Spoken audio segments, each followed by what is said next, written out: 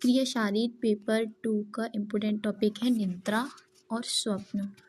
निद्रा 5 नंबर में और निद्रा और स्वप्न दोनों 10 मार्क्स में आते हैं। निद्रा के 3 प्रकार होते हैं आचार्य सुश्रुत के अनुसार।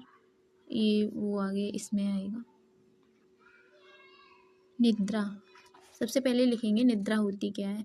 निद्रा मन की सुषुप्त अवस्था होती है। जब हम सो रहे होते हैं वो है हमारी मन की उस अवस्था को निद्रा अवस्था कहते हैं। निद्रा की उत्पत्ति इसमें श्लोक है। यथा तु मनसि क्लान्ते कर्म आत्म क्लमान्विता विषयेभ्यो विवर्तन्ते तदा स्वपिति मना चरक सूत्र स्थान चैप्टर 21 श्लोक नंबर 35। इसका मतलब है अर्थात जब मनुष्य कार्य करते करते थक जाता है एवं इंद्रियां भी थकने के कारण अपने विषयों से निवृत्त हो जाती हैं। निवृत्त मतलब हट जाती हैं। तब मनुष्य शयन करता है मीन्स सोता है। सेकंड, इंद्रियां अपने अपने विषयों को मन से अधिष्ठित कर अपने अर्थ को ग्रहण करती हैं। जो इंद्रियां होती हैं वो अपने विषयों को मन में अधिष्ठित कर देती हैं। उसके बाद वो अपने विषय को ग्रहण करती हैं। मन और इंद्रियों का निरंतर विषय ग्रहणार्थ संयोग रहता है। इंद्रियों का और मन का जो विषय का ग्रहण रहता है वो निरंतर रहता है। मन के थक जाने पर थकी हुई इंद्रियां अपने विषयों से हट जाती हैं। जब मन थक जाता है तो इंद्रियां जो होती हैं वो भी अपने विषयों से हट जाती हैं और उन्हें अपने विषयों का ज्ञान प्राप्त नहीं होता है। नेक्स्ट, मनोयुक्त इंद्रियों का विषयों से दूर होना निद्रा की स्थिति है। मनोयुक्त मन मतलब इंद्रियों के विषयों का मन से हट जाना, वही जो अवस्था होती है उसे ही निद्रा कहते हैं। आचार्य चरक ने कहा है निद्रा हेतु तथा तम युक्त हृदय निद्रा का कारण। जब हमारे हृदय में तम युक्त हो जाता है तब हमें निद्रा आती है। आचार्य चरक ने निद्रा को विष्णु की माया कहा है। यहाँ से MCQ आता है। नेक्स्ट, निद्रा का महत्व या लाभ। त्रयोपस्तंभ इति आहार स्वप्नो ब्रह्मचर्यमिति चरक सूत्र स्थान। त्रयोपस्तंभ इति आहार निद्रा ब्रह्मचर्य अष्टांग हृदय सूत्र स्थान। ये दोनों निद्रा का महत्व इसमें डाल सकते हैं। दोनों सेम ही है पर अलग अलग आचार्यों के द्वारा उन्होंने स्वप्न बोला है। आचार्य चरक ने स्वप्न बोला है और आचार्य भागवत ने निद्रा बोला है। निद्रा को त्रय स्तंभ में गिना जाता है। जो 3 स्तंभ होते हैं हमारे शरीर के, इसमें आता है आहार, एक निद्रा और ब्रह्मचर्य। उनमें से एक है निद्रा। नियम पूर्वक की गई निद्रा लाभकारी और सुखकारी होती है। अगर निद्रा को हमने अच्छी सम्यक प्रकार से किया है तो हमारे लिए लाभकारी भी होगी, उससे सुख भी मिलेगा। नेक्स्ट, यह बल वर्ण उपचय से उपचित होकर उचित रूप से रहता है। जो निद्रा होती है उसके कारण हमारा बल वर्ण और जो भी हमारे शरीर का अपचय जो भी होना है वो संपूर्ण रूप से होता है।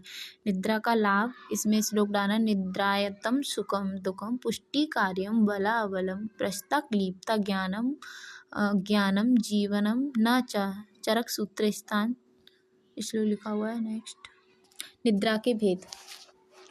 निद्रा के 3 भेद होते हैं आचार्य सुश्रुत अनुसार। वैष्णवी निद्रा इसमें पॉइंट्स हैं।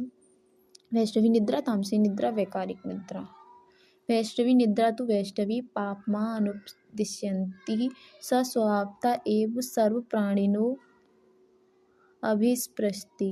वैष्णवी निद्रा को वैष्णवी कहा गया है क्योंकि यह विष्णु की माया है। यही पापमा होती है। यह सभी प्राणियों को अपने वश में करने वाली होती है। नेक्स्ट, तामसी निद्रा।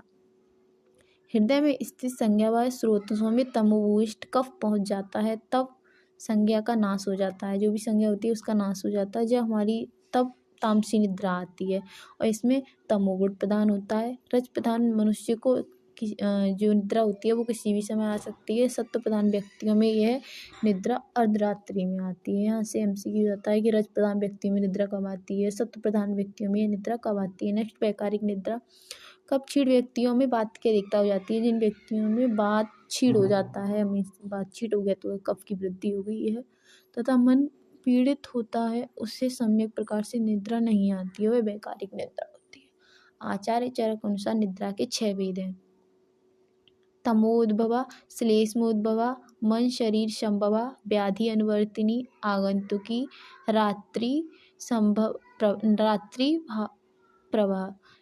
इसमें तमोद्भवा है तम गुण के प्रधान से उत्पन्न होती है। जो तमोद्भव निद्रा होती है उसमें तम गुण जो होता है वह प्रधान होता है। यह पाप स्वरूप कही गई है और अरिष्ट सूचक होती है। अरिष्ट सूचक मतलब जो मृत्यु सूचक चिन्ह होते हैं उन्हें अरिष्ट बोला जाता है।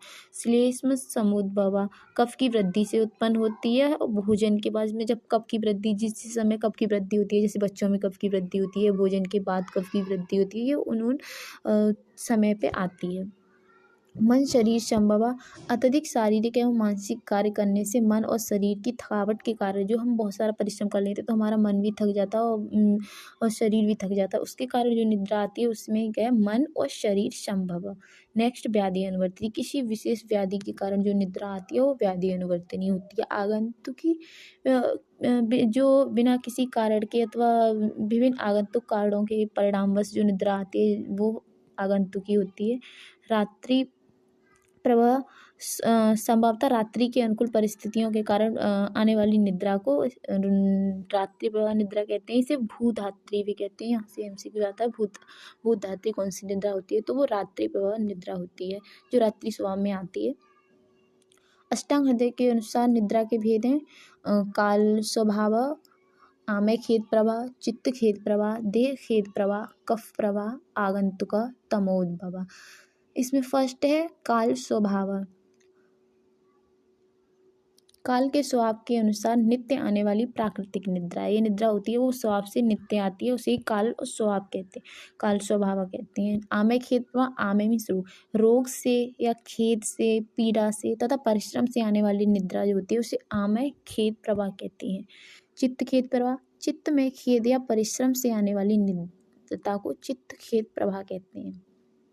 देह खेद प्रवाह, शारीरिक परिश्रम से आने वाली, जब हम शारीरिक परिश्रम करते हैं थक जाते हैं तो उसके बाद जो हमें निद्रा आती है उसे देह खेद प्रवाह कहते हैं। कफ प्रवाह, कफ या आमद जो भी कफ से रिलेटेड डिजीज होती हैं या जिसमें कफ की वृद्धि हो जाती है उस टाइम जो निद्रा हमें आती है वो उसको हम कफ प्रवाह निद्रा कहते हैं। आगंतुक, जैसे हम पर कोई भी जो आगंतुक व्याधियाँ होती हैं, शस्त्र वगैरह, या हम पर मतलब कोई भी एक्सटर्नल डिजीज वगैरह हो गई है या चोट वगैरह लगी है, उसमें जो निद्रा आती है उसे आगंतुक निद्रा कहते हैं। तमोद्भवा, जिसमें तमगुण की बहुलता हो जाती है उस समय जो निद्रा आती है उसे तमोद्भवा कहते हैं। इसका क्लिनिकल महत्व क्या है?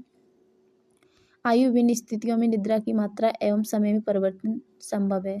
आयु की विभिन्न स्थितियाँ होती हैं। आयु जैसे हमारी बाल्यावस्था है, युवावस्था है, वृद्धावस्था है, तो इसमें जो नींद होती है, निद्रा होती है, उसकी जो स्टेजेस होती हैं वो वेरी करती रहती हैं। दिवा स्वप्न जो हम दिवा स्वप्न करते हैं उससे कफ की वृद्धि होती है जिससे समस्याएं उत्पन्न होती हैं। परंतु अजीर्ण हो गया, अतिसार हो गया, वृद्ध, बालक, विद्यार्थी, इन लोगों में जो दिवा स्वप्न है अलाउ है, और नॉर्मली अलाउ नहीं होता, बट दिवा स्वप्न ग्रीष्म ऋतु में अलाउ होता है और ये बात शामक होती है। नेक्स्ट आता है स्वप्न। ये तो 5 मार्क्स में आ सकता है, अगर निद्रा के साथ आया किसी और के साथ आया तो 10 मार्क्स में ही रहता है। आचार्य चरक के अनुसार त्रयोपनिषद में आहार, स्वप्न, निद्रा, ब्रह्मचर्य का वर्णन किया गया है। यहाँ स्वप्न को निद्रा का अर्थ दिया गया है, परंतु निद्रा या स्वप्न दोनों अलग अलग है। निद्रा जो अभी हमने बताई थी और स्वप्न जो अभी है। सर्वे इंद्रिय उत्पत्तो मनो अनुपरतम हिता विषयभ्यो तथा स्वप्नम नाना रूपम प्रशंसति। अष्टांग संग्रह चैप्टर 9/40। मन से संयुक्त इंद्रियों को विषयों से मुक्त होने की स्थिति जो होती है उसे ही स्वप्न कहते हैं। वो मरने की स्थिति, मन से संयुक्त इंद्रियों का विषयों से मुक्त होना। और जब केवल इंद्रियां अपने विषयों से हट जाती हैं परंतु मन नहीं मुक्त होता, वह अपने विषय में लगा रहता है, तब मनुष्य स्वप्न देखता है। मतलब इंद्रियां तो अपने विषयों से हट जाती हैं पर मन अपने विषयों से लगा रहता है, तो उसी समय रात्रि में जब हम सो रहे होते हैं, इंद्रियां तो हट जाती हैं पर मन लगा रहता है, उस मन अपने विषयों से लगा रहता है, तो उस वह अवस्था जो होती है वो स्वप्न की अवस्था होती है। स्वप्न के आचार्य चरक ने अलग भेद बताए हैं, काश्यप ने अलग भेद, आचार्य चरक ने 7 बताए हैं। उसमें भी अफलदायक मतलब जिनका कोई फल नहीं मिलता, और फलदायक जिनका फल मिलता है, 2 तरह से डिवाइड कर दिए हैं। टोटल 7 हैं। अफलदायक में जाते हैं दृष्ट, श्रुत, अनुभूत, पार्थित, कल्पित, और फलदायक में भाविक और दोषस। आचार्य काश्यप के अनुसार 16 निद्रा जो स्वप्न होता है उसके 16 भेद होते हैं। अफलदायक 10 होते हैं, फलदायक 6 होते हैं। आचार्य हरित अनुसार रात्रि के प्रथम पहर वाला स्वप्न उसका जो फल मिलता है वो 1 वर्ष बाद मिलता है। रात्रि के द्वितीय पहर वाला जो स्वप्न होता है उसका जो फल 6 माह बाद मिलता है, और रात्रि के तृतीय पहर वाला स्वप्न हो तो 3 मास वाला बाद उसका फल मिलता है। रात्रि के चतुर्थ पहर में जो हम स्वप्न देखते हैं उसका फल जो होता है वो 10 दिन बाद मिलता है। नेक्स्ट, आचार्य चरक ने निद्रा के जो 7 भेद बताए हैं उनके, वो क्या कहें, दृष्ट मीन्स वह स्वप्न जिसे पूर्व में इंद्रियों से कहीं देखा हो, जो हमने कहीं देखा हुआ हो वही हमारे सपने में आता है, उसे दृष्ट कहते हैं। श्रत, जिसे हमने कहीं अपनी श्रुत इंद्रियों से पूर्व में कहीं सुना हो, वो श्रत होते हैं। अनुभूत, जिनका मन द्वारा पूर्व में अभ्यास किया गया हो। पार्थित, जिसकी पूर्व में वचन या मन से प्राप्त करने की पार्थित प्रार्थना की गई, मतलब हम सोचते हैं कि ऐसा ये हमें मिल जाए, ये, वो पार्थित होते हैं। कल्पित, जिसकी पूर्व में कल्पना की गई हो वो कल्पित होते हैं। भाविक, जो स्वप्न शुभ या अशुभ फल देने वाले होते हैं वो भाविक होते हैं। दोषज, जो दोष की अधिकता में स्वप्न देखे जाते हैं वो दोषज होते हैं। Thank you.